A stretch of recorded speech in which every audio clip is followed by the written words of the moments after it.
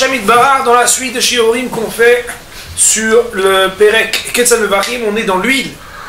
On est dans l'huile et malheureusement, on n'avance pas. On est bloqué, on glisse et on a du mal à avancer.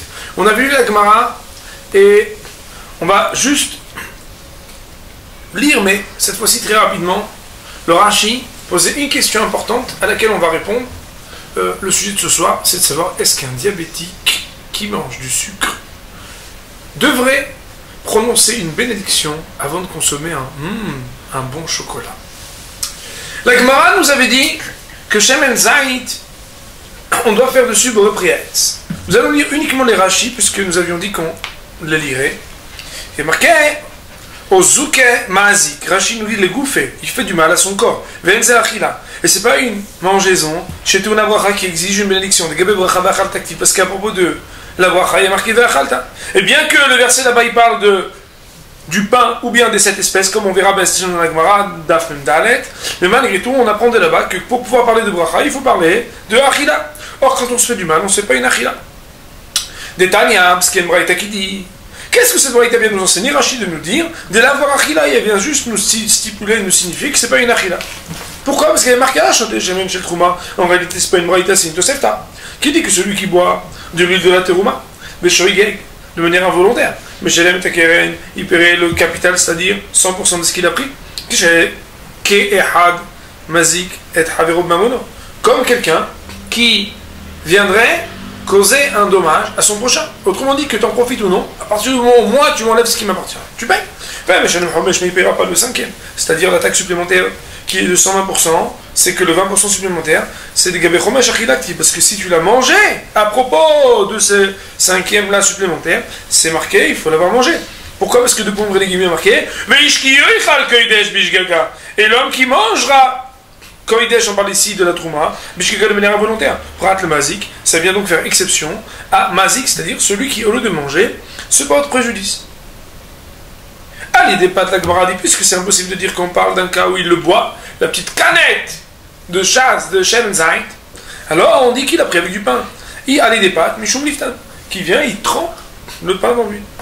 Allez, d'un Igran, la Gemara dit que c'est impossible de dire avec du pain, pourquoi? Parce que c'est Ikaret Afel. Alors on a dit, c'est un cas ou quoi? Ou tout simplement, il utilise un igron. Pour l'instant, Rachid nous dit min ma'achal, c'est une sorte de mets. Ça ne veut pas dire que c'est quelque chose qui n'est pas une boisson quand il dit ma'achal, ça veut dire un mets. Ou c'est un mets. Venotim le troche shemen, et on met dedans de l'huile. Vous savez, Mishnah Bekam Komot, et on l'a enseigné dans les Mishnayot à plusieurs endroits. Le mot anigron. C'est une boisson comme le Fanta. Damar Rabba Bar Shmuel, car voilà que Rabba Bar Shmuel avait dit. Alors il vient, Rachid nous dit attention, ne croyez pas qu'ici il y a un enseignement particulier. Un rajout. Lo ata'acha, il n'est venu ici, et là que les farouches et l'anmaniou, que pour nous expliquer qu'est-ce que c'est. Quand on parle de anigron et ansigron, aujourd'hui quand on vous dit arsikola, il y en a qui disent ansigron, okay? Parce qu'en plus il y a une version en bas qui dit arsigron. Quoi qu'il en soit, pour ceux qui connaissent certaines boissons, s'il y a quelqu'un qui ne connaît pas du tout, on dit Fanta, il dit Fanta c'est quoi? C'est comme Fanto? Non, non. Alors ansigron et anigron, Rabba Bar Shmuel, il vient juste nous finir ce que c'est. Il y a des silkas, ça veut dire des eaux, c'est des eaux dans lesquelles on a laissé chauffer. Tradin, ça veut dire des épinards. Dans la page de près, il y a marqué dans Rashi, des koulou chalk, qu'il y a là-bas beaucoup de chalk, c'est quoi? Comme les direct chalouk, toutes sortes de légumes qu'il est levé à bouillir. Choshesh bigrono, la Gemara a dit, on parle d'un cas de Choshesh bigrono, la tête qu'il a besoin de mettre là-bas beaucoup d'huile. D'avel le chemin ikien, va anigron tofel. Que là-bas, le chemin est devenu là, c'est l'essentiel, le anigron est devenu tafel. Il n'aura pas le droit de faire des gargarismes avec l'huile de Shabbat, de mâcher les bétors grono, parce qu'il le garde dans sa gorge, qu'il ne l'avale pas. Puisqu'il ne l'avale pas, les gens ils le voient et font plutôt. C'est connu et c'est apparent, manifeste la chose qu'il fait pour le remède. Ils ont décrété alcool refuot, anikarot, sur tous les remèdes qui apparemment sont des remèdes, de peur qu'on arrive à piler des encens, c'est-à-dire de préparer des médicaments chez parce que c'est une melacha, c'est-à-dire un des 39 travaux du Shabbat. Tehila, quand la Mishnah nous dit Tehila Kelova, les 4 Hila, ça veut dire a priori qu'il ne faudra pas placer dans sa bouche l'huile pour les gargariser. Ki im le shem blia, si ce n'est pour l'avaler, vim balash, oto yeshenu. Mais si Béhémet, tu l'as fait comme ça et tu l'as fait pour l'avaler, mais que tu le gardes, c'est pas un problème. Dès que l'ana aminé la Gemara, elle a dit bon, pshita, puisque c'est le Ikar, alors c'est normal qu'on fasse la bracha. Elle a dit non, puisque tu le prends pour le refou, on aurait dit qu'il n'y a pas besoin de bracha. Kamash Manan t'apprend que quoi? Que puisque tu en as un profit, les vadar fois exception faite, c'est-à-dire en plus du remède, il y a aussi Yeshlo Ana Tachila, il a aussi une Ana, un profit du fait de l'avoir mangé, c'est pourquoi il fera une bracha. La question qui va être posée aujourd'hui, c'est la suivante. Voici que, dans la Gemara, quand la Gemara au début cherche à savoir de quel cas parle-t-on quand on dit qu'il faut faire boré priaet sur du shemen, la Gemara propose de nous dire tout simplement c'est parce qu'il boit une canette de shemen zayit. La Gemara de nous dire oui, mais s'il boit une canette de shemen zayit, c'est pas possible. Pourquoi? Parce que c'est mazik. On sait que de là, et selon l'explication de Rashi, mais aussi c'est la page toute, on a dit que puisque c'est mazik, alors le fait que ce soit mazik rend le shemen zayit un objet alimentaire sur lequel on ne fait pas de bénédiction. Pourquoi? Parce que sur un mazik on ne fait pas de bracha. C'est comme ça qu'on a voulu être médaillé, c'est comme ça qu'on a voulu comprendre. De là on a posé une question, et cette question-là va nous amener à plusieurs explications. Mais là on va les dire de manière un peu plus mesoudarot, un peu plus organisée. Voilà que la Gemara d'Aflamet Vavamud Aleph, je ne sais pas si vous vous rappelez, je pense que oui vous vous rappelez, mais c'est très important. La Gemara, on est 3 lignes après le début des grandes lignes, donc dans Lamet Vav Amud Aleph, 3 lignes après le début des grandes lignes. La Gemara, elle nous dit que Kimcha de Saharé, ça veut dire la farine d'orge, on fait la bracha de Shakol Nebidva.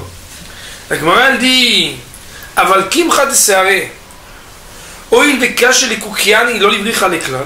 Mais la farine d'orge, on avait besoin de dire que c'est Shakol Nebidva, parce que puisque ça peut amener des vers, comme ça Rachid explique, parce qu'il est marqué Kache les Koukiani, Rachid dit Tolaim Shebemaim, des vers qui sont dans les entrailles, qui sont dans les intestins. Alors le livricha l'éclat, on aurait pensé qu'on ne fait pas la bracha du tout. Kamash Malan, on vient d'apprendre que puisqu'il y a un profit de cette kimcha de saré, de cette farine d'orge, il est exigé de faire une bénédiction. De là, le Rachamim souligne une objection et une contradiction entre ces deux textes. D'un côté, la Gemara nous dit que kimcha de saré, on va dire la bénédiction de Shakol Yabidvao, Afalpi, bien que c'est quelque chose qui est caché les Koukiani, bien que c'est quelque chose qui est mazik. Alors que de l'autre côté, on a dit qu'à partir du moment où Shemen Zayit, on le boit d'une manière qui s'appelle mazik, alors on ne fait pas la bénédiction. Kouchia. Ce qui est le plus dérangeant, mon rivera bouteille, c'est que si on regarde le Shulchan Aruch, et je vous prie de tourner la page pour regarder, il est marqué au Seif Dalet. Seif Dalet est marqué Shemen Zayit. Nous allons regarder que la première partie du Shulchan Aruch qui s'appelle Siman Reshbet, l'article 202 du Shulchan Aruch, alinéa Dalet. On va regarder que le début de cette partie, de cet article. Dalet Shemen Zayit imshtao kemot shehu. Le Shemen Zayit, si on le boit comme il est, c'est-à-dire sans avoir mélangé, on ne fait pas de bénédiction dessus du tout. Mishum da zuke mazikle. Parce que c'est quelque chose qui est mazik. On voit donc que le Shulchan Aruch a été tranché, exactement comme nous on l'a compris de la Gemara, et comme Rachid a dit, c'est que sur le Shemen Zayit tel qu'il est, on ne peut pas le voir du tout. Veil ou alors que Béhémet, dans le Shulchan Aruch qui est juste en dessous, et qui est quelques pages après dans le vrai Shulchan Aruch, mais là je vous les ai fait photocopier, dans Siman Resh Dalet, je ne sais pas si vous voyez à la deuxième marqué, Ve'al Kimcha de Saharé, vous voyez, Kimcha de Saharé, la farine d'orge, il y a marqué que quoi? Mais varech à la fin, donc une ligne à la fin, mais varech shakol. On fait la bénédiction de Shakol Nevido.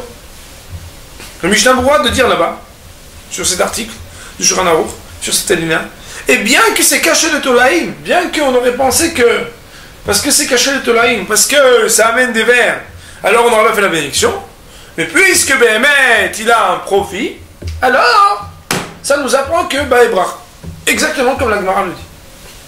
De là, la question qui est à poser est de dire Maïshno, quelle différence entre Mazik de Shemen, sur lequel je ne fais pas de bracha d'après Shulchan Aruch et d'après Rashi, et mazik de cacher les koukiani, pour lesquels, Béhémet, tu ferais la bénédiction. Là-dessus, nous avons cité 4 différences.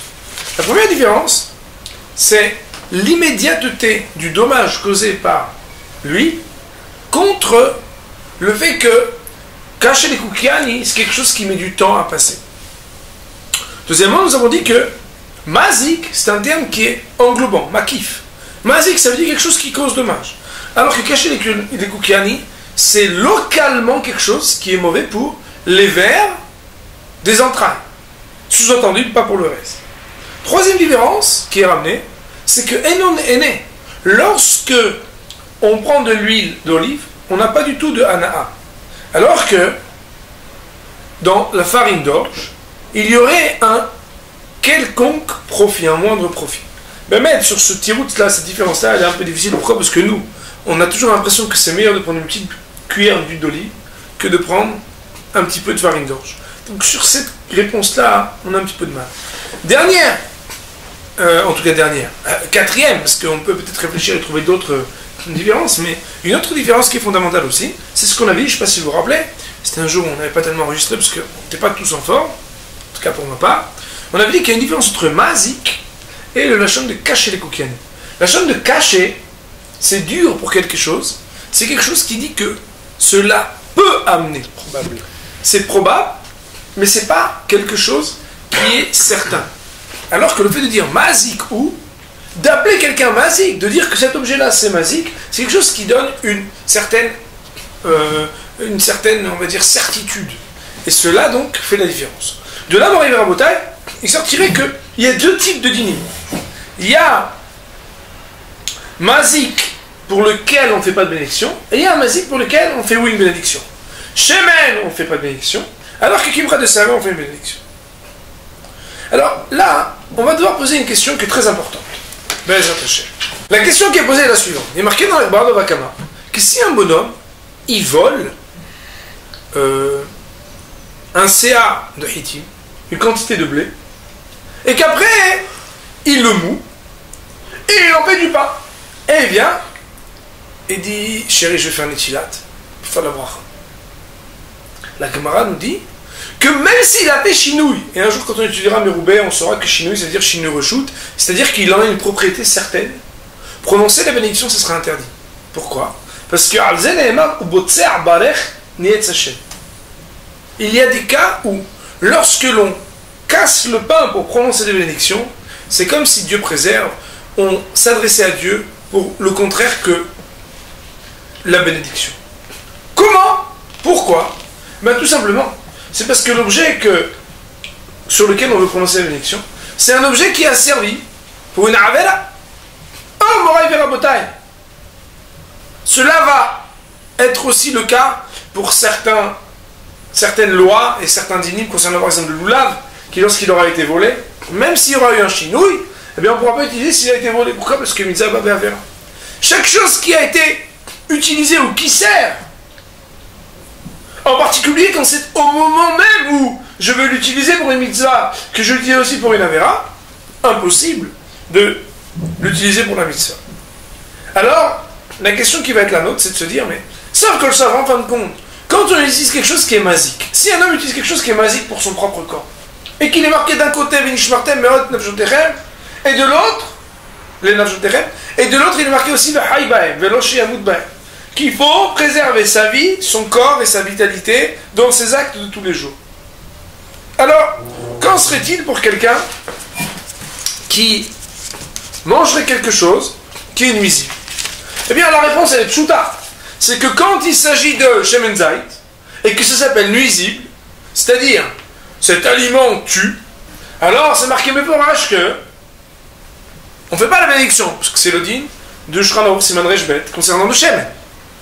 Par contre, lorsqu'on rentre dans les définitions qui font le discernement et la différence entre d'un côté le Shemen et de l'autre le Kimcha de Se'are, pour les 4, par exemple, les 4 différenciations qui ont été évoquées, alors on serait dans un cas de mazik où ça ne serait pas la même gravité, puisque bon, tout à l'heure j'ai dit ceci tue, on ne parle pas de ça bien sûr, parce que même le Shemen Zaïd ne tue pas. Mais il y aurait un degré de mazikoïté, ouais, Okay. Mazikage. De mazikage, qui fait que dans certains cas on fait la bracha, dans certains cas on ne fait pas la bracha. Alors on veut demander, si quelqu'un il mange quelque chose qui est mauvais pour lui mais pas pour les autres, qui peut faire du mal à son corps mais pas au corps des autres. Alors on a pris plusieurs exemples, mais l'exemple il est tout simplement quand quelqu'un il a une allergie, ou bien que quelqu'un a du diabète et que s'il mange du sucre ça lui fait du mal alors que l'autre est en train de se régaler, incroyable. Ou bien d'autres maladies encore, on n'a pas le droit de manger d'amidon, on n'a pas le droit de manger des fèves, et que ça peut vraiment causer un préjudice qui est terrible. Cholestérol. Qu'est-ce qui se passe, cholestérol et autres, qu'est-ce qui se passe pour cette personne? Est-ce qu'il doit faire une bracha ou pas? Alors je vous propose de regarder ensemble encore un point qui est marqué dans le Shulchan Aruch. Le Shulchan Aruch c'est Malkuf Tzadik Vov. Donc Kuf Tzadei Vav, ça veut dire 196. L'article 196 du Shulchan Aruch Orach Chaim. Il est marqué là-bas,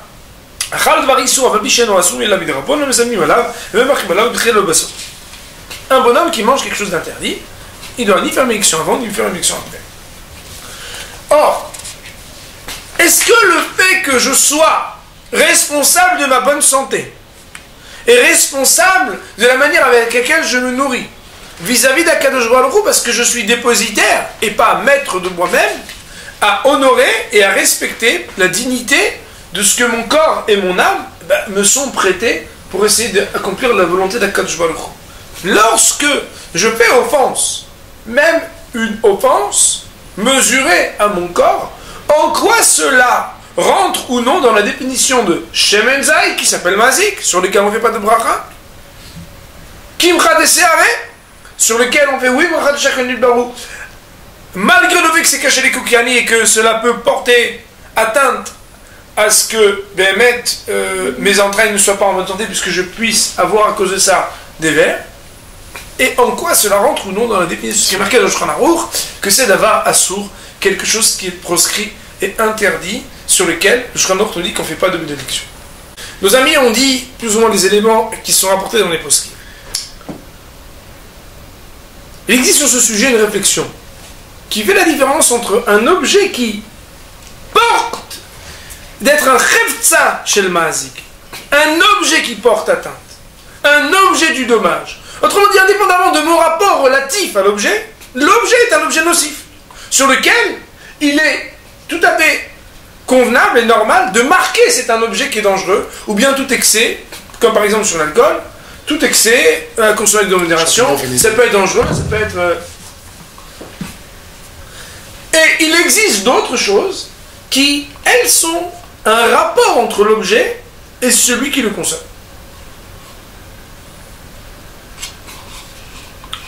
Sur ce sujet, le Maharam Shik, un sage qui a des responsables, en Siman Resh Samer, au numéro 260, nous dit que quand quelque chose est mazik libri ou toshelada, fait du dommage, cause de dommage à l'homme, il n'a pas le droit de prononcer la bénédiction, parce que quand il le mange, il est ouvert, il transgresse l'interdit de vinishmartem an nafshotechem ou bien de vechaïbahem. Il transgresse un interdit. Qu'est-ce que tu fais là? Tu manges ça? Tu te rends pas compte? Quand avec ce que tu as, tu manges ça? Hop, t'es t'as pas le droit de faire la bracha. Comme ça, redit le Maharam Shik. Seulement, le Rav Eliashiv, Shlita, Rav Yosef Shalom Eliashiv, un des Gdolador, sinon le Gadolador, aujourd'hui, fait une subtilité très intéressante. Il dit Bracha Rishona, tu prononceras la bénédiction avant de consommer.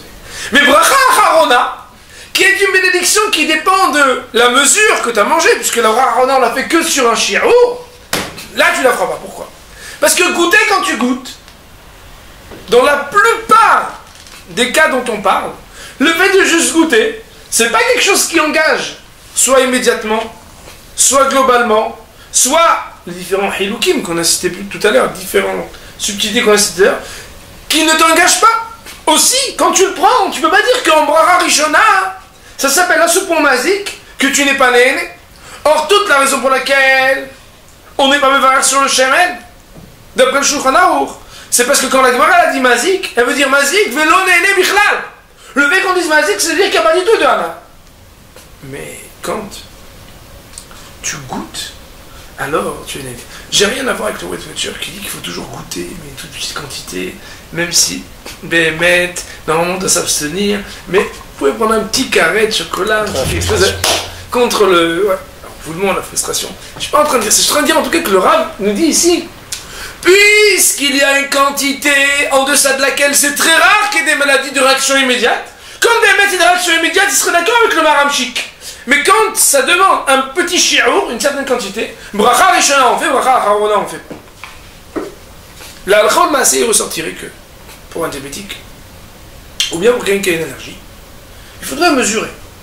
Si il s'agit d'une allergie ou d'un diabète à ce point sensible que presque immédiatement au moment où il le mange, il se sentirait déjà mal, il aura un taux qui grimperait subitement et soudainement pour vraiment lui causer du tort, alors il ne ferait même pas bracha rishona. Par contre, bepashtout, de manière générale, lorsqu'il s'agit de choses qui ne sont pas bonnes pour la santé, étant donné qu'en petite quantité, c'est encore consommable, et ce n'est pas nuisible, alors on prononce la bénédiction rishona, la première bénédiction, mais pas la bracha haron. Donc pour ce sujet qui s'appelle la différence entre mazik, c'est-à-dire ce qui cause un dommage